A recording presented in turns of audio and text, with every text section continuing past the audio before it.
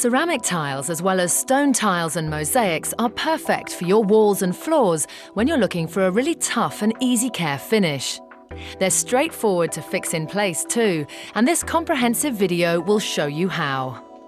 B&Q tiles and mosaics are an affordable investment for your home, and they are available in a very wide variety of materials, colours, finishes, sizes and shapes.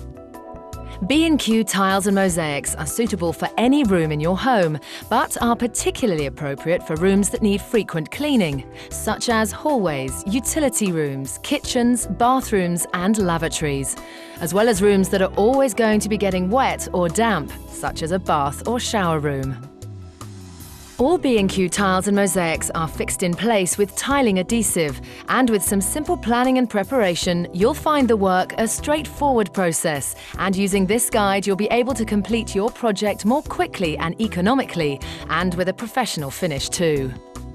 This easy-to-use step-by-step video will show you how to install and look after your tiles and mosaics, and you can either follow the complete guide from start to finish for wall tiles or for floor tiles, or jump to specific projects and tasks you need help with. As always, B&Q will show you how to achieve the perfect result every time.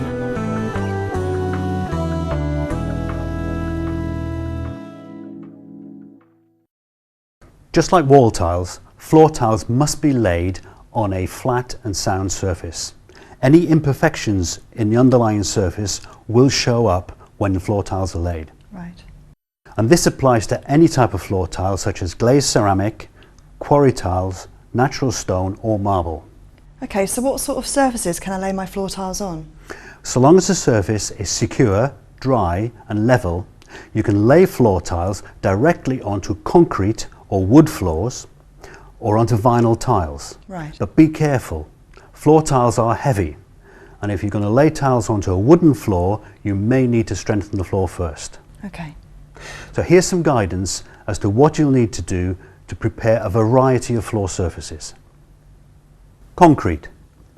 Examine the general state of the surface by running a batten or straight edge over its surface. If the concrete floor is in a poor state, it may be easier to cure this with self-leveling compound rather than try to flatten and fill a surface with areas of cement mix. Don't worry about small cracks in the floor, but if the concrete floor is loose or crumbling, you'll have to hack this off and lay a new surface with self-leveling compound.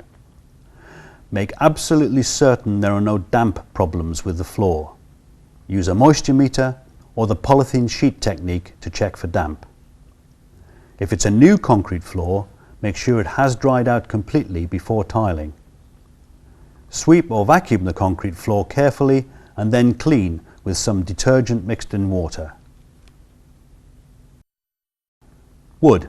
You may need to strengthen or level the timber floor by laying 13mm thick exterior grade plywood, fixed down with either 25mm 4mm gauge countersunk screws, or ring shank nails at 300mm intervals. Sweep or vacuum a wooden floor before tiling. Vinyl tiles. As long as they are flat and secure, you can lay your new tiles onto vinyl tiles, which should be coated with a PVA sealant or tile adhesive primer and allowed to dry completely. Carpet or carpet tiles. Remove all carpet, carpet tiles, underlay and fixings before preparing to lay a tiled floor. Okay, so now I have a sound and flat surface. What do I do about tiling around obstructions such as a water pipe or a waste pipe? Don't worry, we will be covering that later. We'll show you how to fit your tiles around typical obstructions such as pipework or a pedestal. Some obstructions should be boxed in, such as pipework running across a wall close to the floor, and then tiled up to for the neatest finish. Right.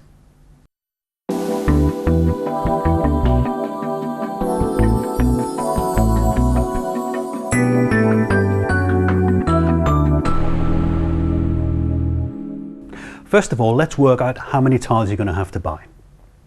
You'll make a simple plan of the floor and then mark on it those areas that you're not going to tile, such as a built-in bath or a shower tray. And don't forget to include additional areas such as an alcove or a bay. Okay, so here's my plan of the floor area. Oh good, yes. Now, multiply the length and the width together to give you the overall surface area in square metres, and then deduct from that those areas that you're not going to tile. Okay, so I've worked out that we need 9 square metres.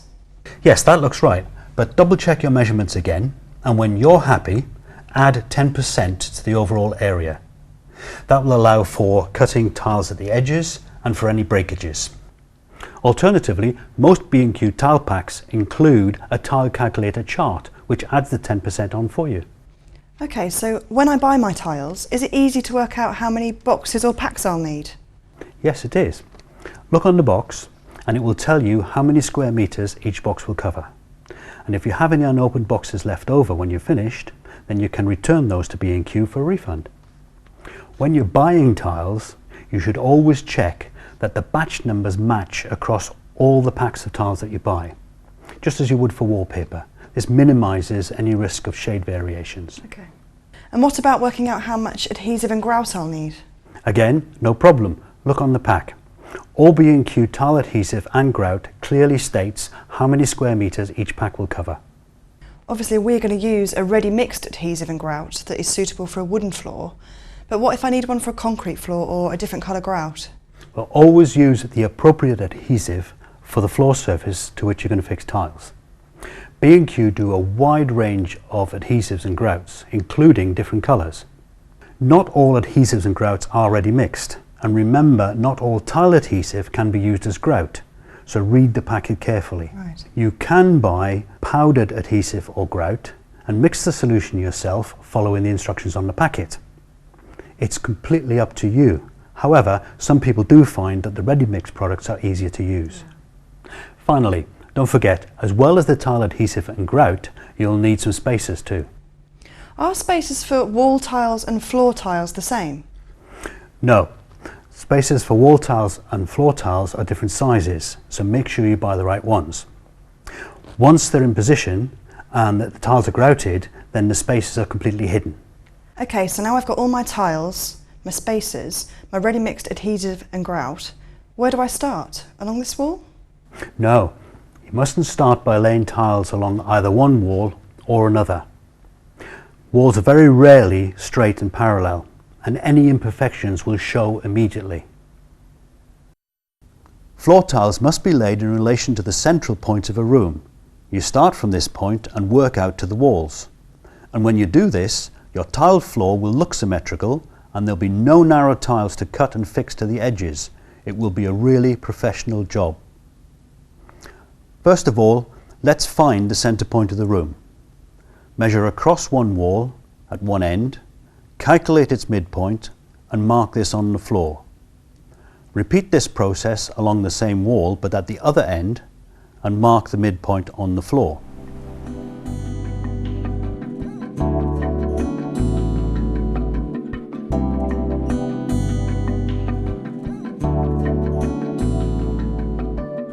Now you need to draw a line to join these 2 points. If your room is small, you may have a straight edge or batten long enough. But if not, then use a piece of string and a nail. It's a simple and quick solution, but of course can only be used on a wooden subfloor.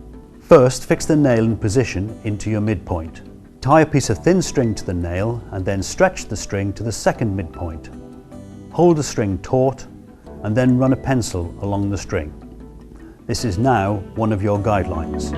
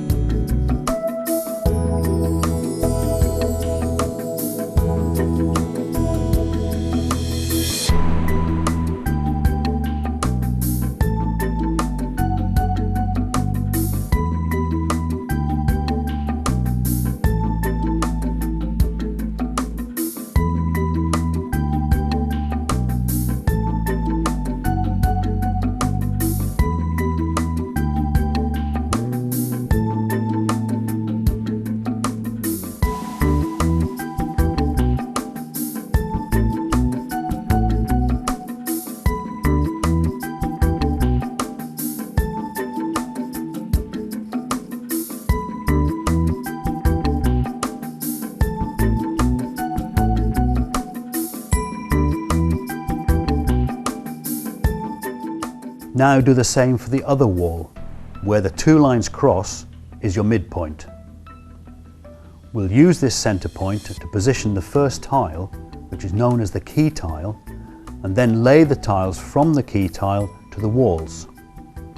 Where we place this key tile depends on how the tiles fit across the room, but as always, we do not want to be left with a thin strip of tiles at the wall or skirting board. It will look terrible and the tile may not stick down well.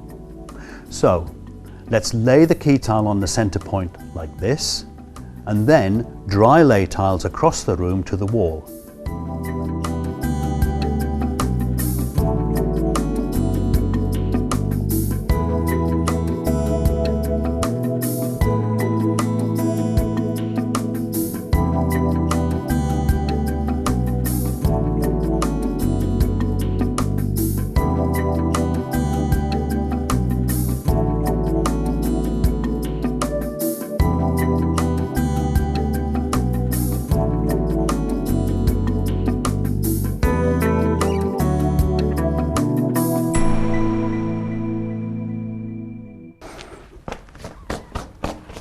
Right, now that we've dry laid the tiles, we can clearly see whether we need to change the position of the key tile before we go any further. Right. Because we need to end up with the tiles nicely balanced in the room. As you can see, over in that corner is quite a nice gap. Yeah. And it balances with the gap in that corner. Oh, yeah. So that looks fine. That's a nice broad gap and easy to cut, so that's fine. But when you come and look here, you can see that that's very narrow, which gives us problems. So does that cause a problem? Yes, two problems actually. First of all, because it's a narrow cut, you end up trying to cut a narrow piece of tile, which is difficult, and it will be difficult to stick it down in place. Yeah. Secondly, because it's narrow, it will draw your eye to the narrowness and you'll emphasise the problem. I see. So how do we overcome that then? By moving the key tile half a tile's width further up.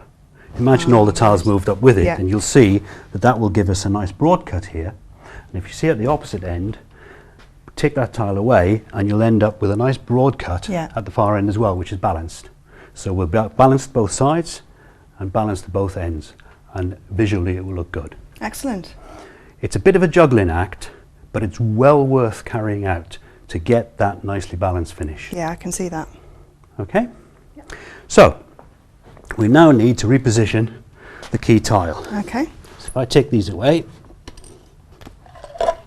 just put them off to one side for a minute. Yeah.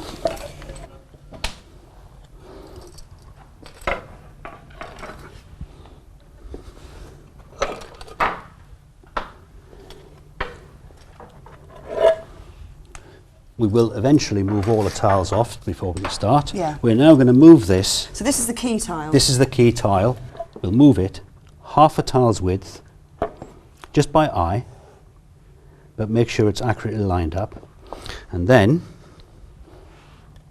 mark its new position. Yes? Yep. There you go. Thank you. Now that's the position of the key tile. I will extend that line, and we've got the line also in that direction to lay against. So should I start tiling along this line here? Yes, you will now be able to fix whole tiles in place along this line, starting with the key tile, and from there across the whole of the floor. We call those field tiles. Right. Until you reach the edges of the room when you're going to have to cut tiles to fit. Yeah. It's really quick and easy to lay field tiles. Great.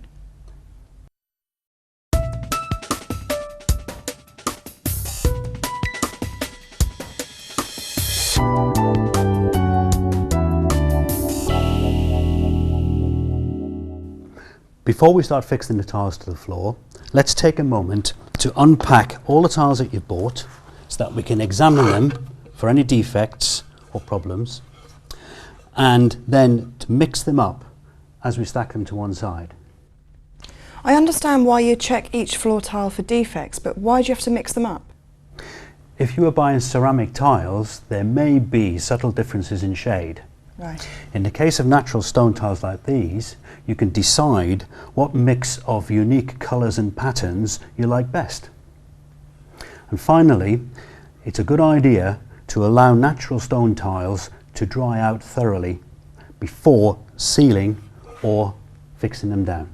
Why is that? Any moisture in the tile might affect its final colour. Seal the face and edges of natural stone tiles like these, and also polished porcelain tiles. And don't forget to seal the cut edge of any type of tile. So is the sealing of the tile before laying really necessary? And what sort of sealant would I use? Well, you use the tile sealant, Right. and yes, it is really necessary. Okay. You do not want to mark the surface of the tile with adhesive or grout while you're laying the floor. Once you've laid the floor, you will be applying tile sealant again to make a long-lasting water and stain resistant finish. Okay. Start in the centre of the room with the key tile here. Put on your protective gloves and mix the adhesive thoroughly. Scoop out some adhesive onto the end of the notched spreader like this and dollop it onto the floor. It's quite messy. And then spread it across the floor. Work away from the key tile and the guide line and apply the adhesive with horizontal strokes, holding the spreader at an angle of about 45 degrees. Apply no more than about 1 square metre at a time, or the adhesive may go hard before you apply the tiles. It really is important to use a notched spreader that is designed for floor tiling. The ridges of adhesive made by the notched spreader ensure that there's just the right amount of adhesive behind each tile. They'll be sure to lie flat this way.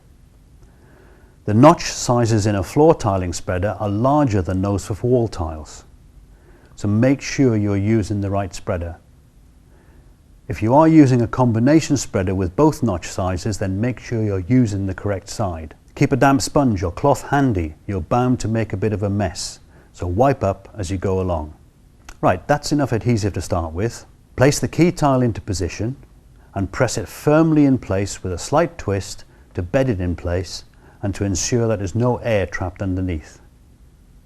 Look at the area you're about to tile and decide which direction you're going to tile so that you do not have to lean or step on newly laid tiles. It's best to leave the tiles for 24 hours before you walk on them, so don't trap yourself into a corner.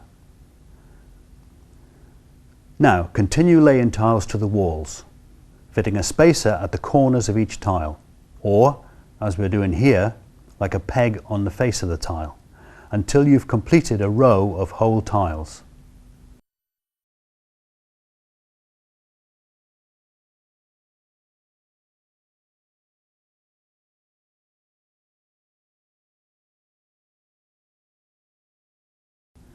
Check from time to time that the tiles are flat and level with a spirit level, and you may need to tamp them down with a rubber mallet like this. Now continue to lay tiles across the adhesive until you have completed this section, and then repeat across the rest of the room. You will inevitably drop adhesive onto tiles, so use your damp sponge or cloth to wipe it off immediately. The adhesive will be very hard to remove once it's set. And also, make sure you remove any excess adhesive from the floor around the room as you work.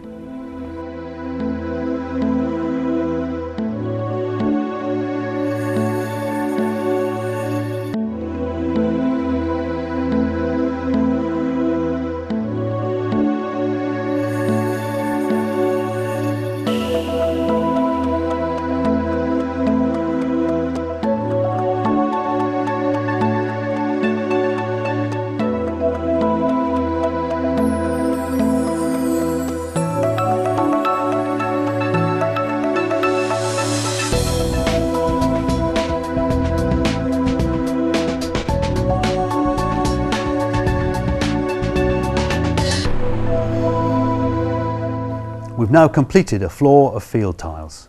We can't go any further without cutting edging tiles. So let's clear up, as we need to leave the adhesive to set for 24 hours before walking on the tiles. When you come to fit the edging tiles, don't just measure up one space and assume that all your edging tiles will be the same size along the wall. Right. Most walls are not truly straight, so it's better to measure and cut each tile in turn. I'm a bit nervous about measuring accurately. Is there a foolproof technique? Well, there are a number of ways. You can take separate measurements left and right on the tile using a tape measure. Or there's a really simple technique that I like, using another tile to mark up the tile to be cut. Watch this. Take a whole tile and hold it in place over the whole tile in the row. Now take another whole tile and place it up against the wall or skirting board, but make sure you allow a spacer's width gap.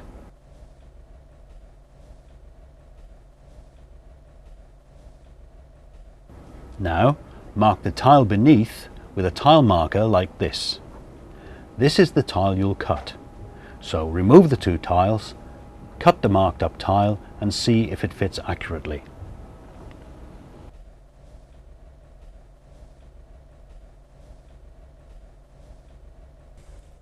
Okay, we've cut all our straight edging tiles and laid them in the correct places. Yep. So let's start fixing them down.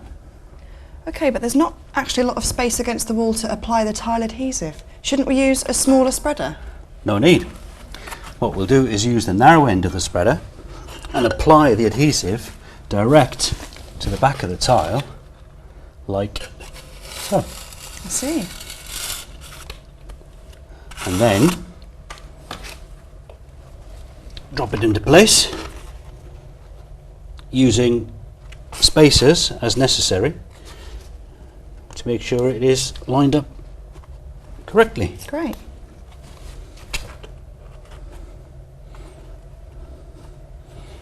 There we go. Shall we carry on and finish the rest of the tiles? Yeah.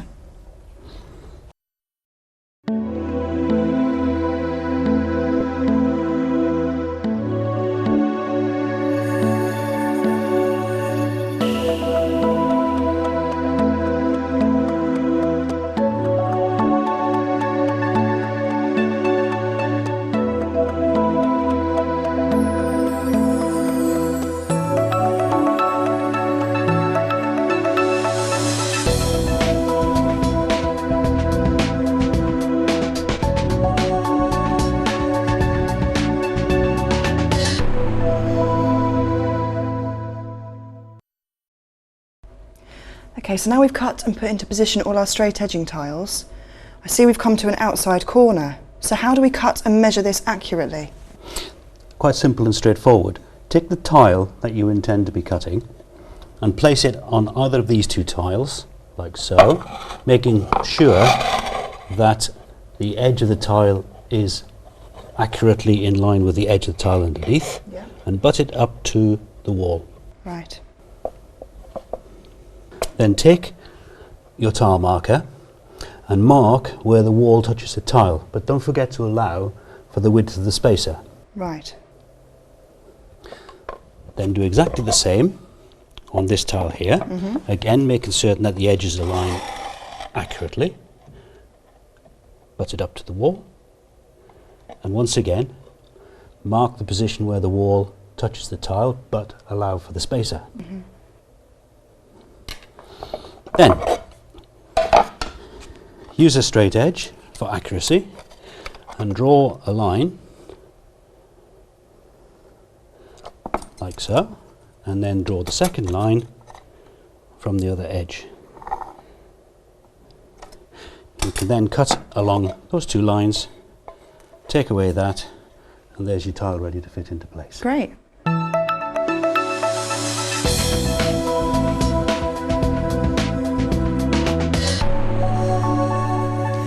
So I see now we've reached another obstruction. So how do we fit the tile around the door surround? That's quite straightforward. What we need to do is to cut away enough of the door surround to allow the tile to slide underneath it. Right. The easiest way to do that is to take an offcut of wood that's the same depth as a tile plus the adhesive underneath, Yeah. and then place that up close to the door surround. Take a sharp saw and holding the blade flat, just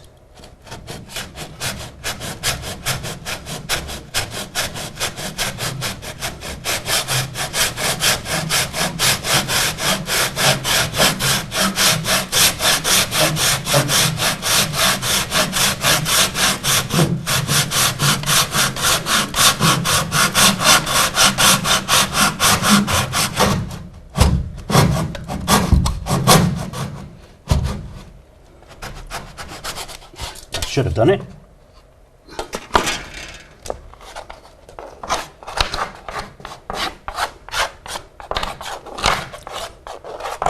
There. Now, all we need to do is to cut the tile to fit round the corner. Oh, I see. So it's similar to the outside corner, but just a bit smaller. That's exactly right, yes. So here we have the cut tile, and as you can see, it slides neatly into place. I've just had to cut away the bottom of the doorstop to accommodate the tile as well. Yeah. And then you will just continue to lay your tiles. Yeah, that looks really great, but how do I finish off the edging over the threshold? Well, B&Q stock a wide variety of threshold strips suitable for separating stone from carpet or tile to wooden floor, for instance. Right, I see.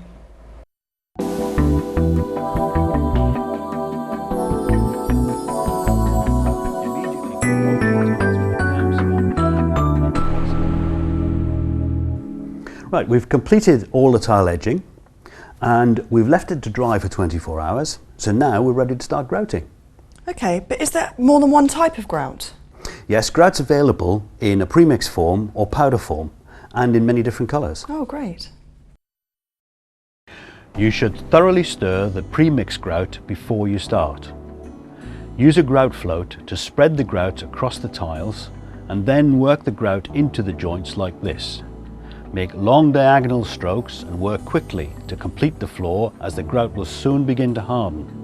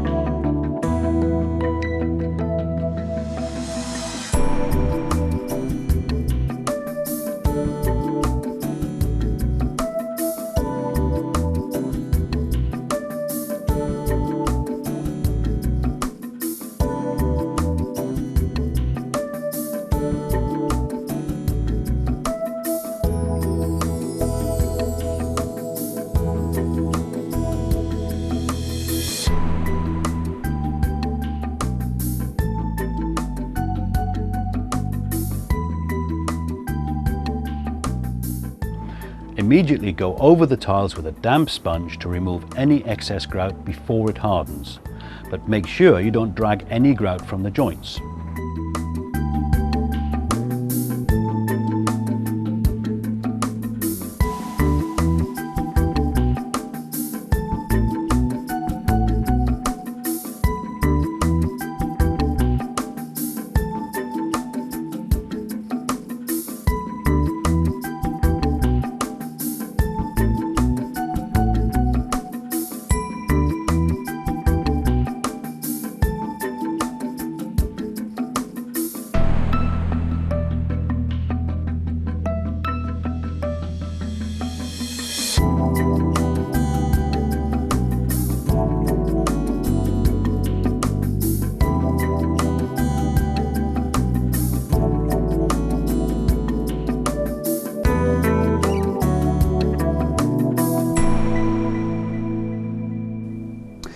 Right, so we finished the grouting and we've given the tiles an initial clean down.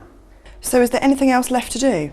Well, we could use this grout profiler to neaten up the joints, which would give us a really professional looking finish. But I see the tiles are coated with a thin powdery residue. How do I remove this? That's simple. Just wipe away the grout residue with a soft, clean cloth. Right. And do I need to seal these natural stone tiles again? Yes, once the grout has dried for 24 hours and you've given the tiles a final clean down, then apply another coat of tile sealant. Okay. And don't forget, when we refit the skirting board, you'll need to seal the gap between the skirting board and the floor with some flexible sealant. Okay. So as this is my bathroom, I'm going to be cleaning the tiles quite regularly. Will I need to reseal them? You may need to reseal from time to time. B&Q sells specific products for sealing and cleaning natural stone tiles. Right. All glazed tiles are protected by their glaze, so they won't need sealing, and in use all they'll need is a clean down from time to time with warm water and detergent. Don't use abrasive cleaners or abrasive sponges on glazed tiles as they may scratch the glaze.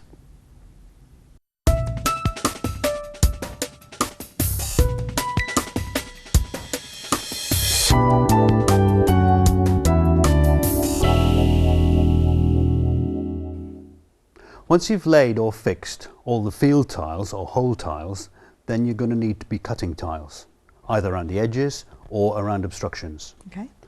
Cutting tiles is perfectly straightforward, and B&Q sell a wide range of hand and power tools which are easy to use.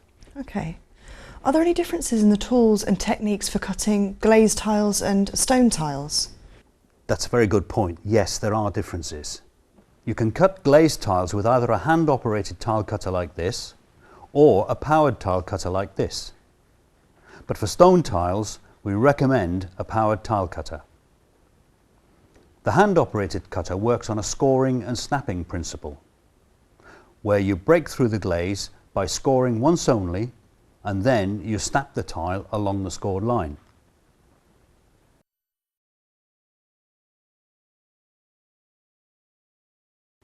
The powered cutter cuts the tile with a diamond wheel cooled by recirculating water and makes light work of cutting for any tiling projects, and some models are designed to cut bevel edges. It's ideal for cutting external corners like this as well.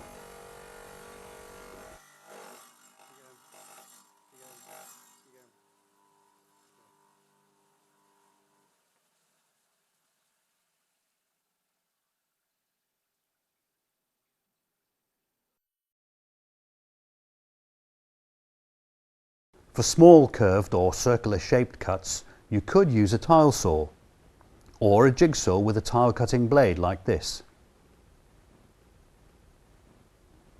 But whatever tile cutter you use, always keep one of these handy. It's a tile file and is the perfect tool for removing rough edges from tiles as well as for making small shape changes. What type of safety equipment would you recommend that we use for cutting tiles? Well, always use the appropriate safety equipment. So for all tile cutting jobs, you should wear gloves and eye protection. Right. And if you're using a power cutting tool, then you should use an RCD for electrical protection, use ear defenders, and wear a dust mask. Okay. Can you show me how to use this manual tile cutter to cut this glazed tile? Yes, no problem. You'd first of all measure the tile, and then you'd set the guide to that measurement, and then you place the tile onto the cutter, glazed side up, against the guide. Right. Press down steadily on the handle and push the scorer forward to score a line.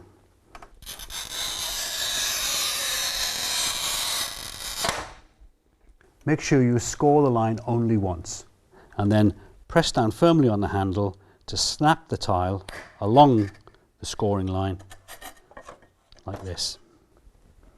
It does pay to practice with offcuts, so would you like to try? Yeah.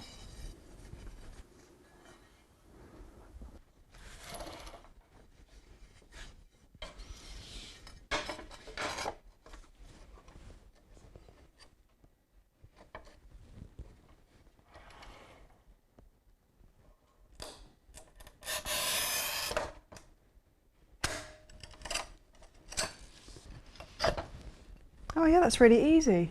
As long as you score just once and maintain a steady, even pressure, the tile should cut accurately every time. It will. This seems really great for cutting straight lines, but is it any good for cutting internal corners or curves? No, for that you'll need to either use a very simple but effective tile saw, which as you can see has a round blade which makes it easy to change direction as you saw, or a jigsaw with a suitable tile cutter blade. Right. And don't forget that a tile file is useful for smoothing the edge of a cut tile or for making final adjustments to the exact fit of a cut tile. Right. Can you show me how to use the tile saw? Yes, no problem. I'll just go there. I just clamp the tile into position. There's probably a guideline for you to cut to. Yeah. But simply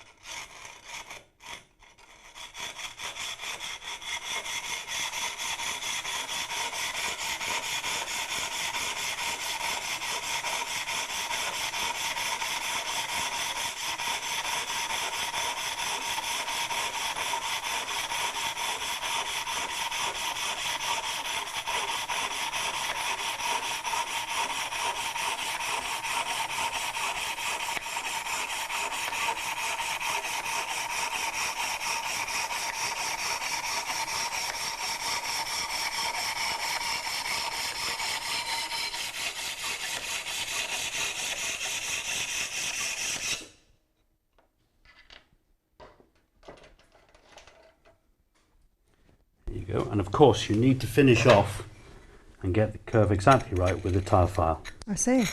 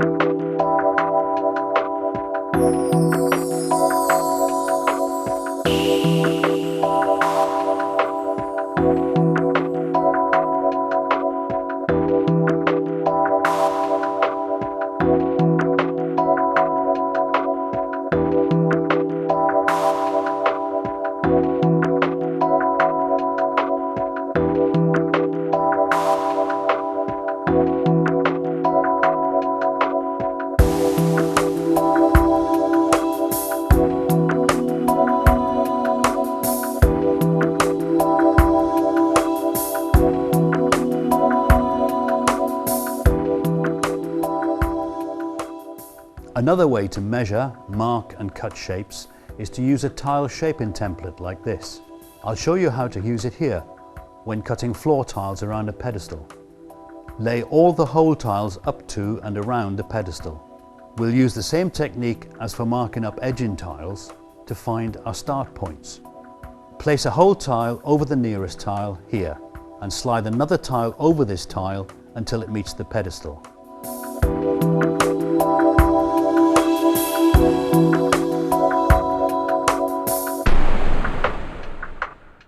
Mark this measurement on the tile below with a tile marker.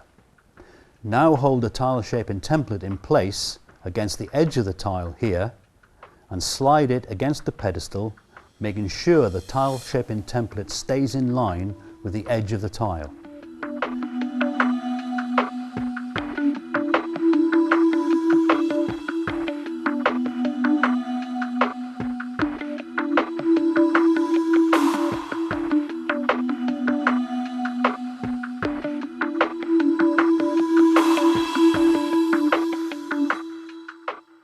Transfer the shape to the tile you will cut.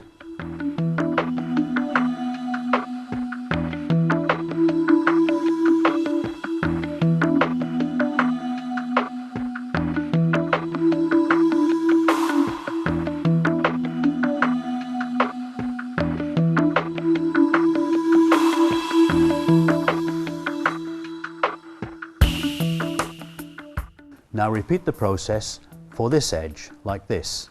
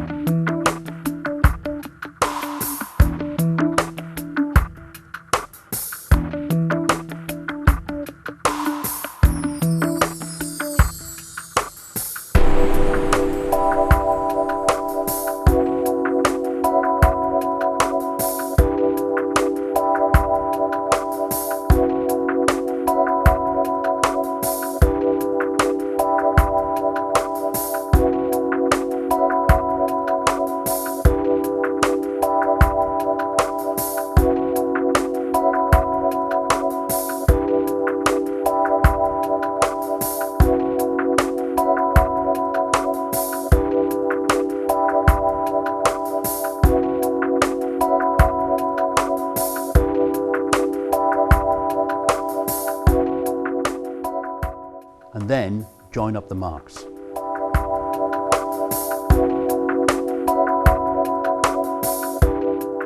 Mark on the tile the area to cut away and then cut the tile to shape with a suitable hand or power tool. Offer up the cut tile and make minor adjustments to fit with the tile file. You'll probably need to cut 2 or more tiles to fit around a pedestal like this. Once fixed in place and grouted, apply a silicone sealant between the tiles and the pedestal.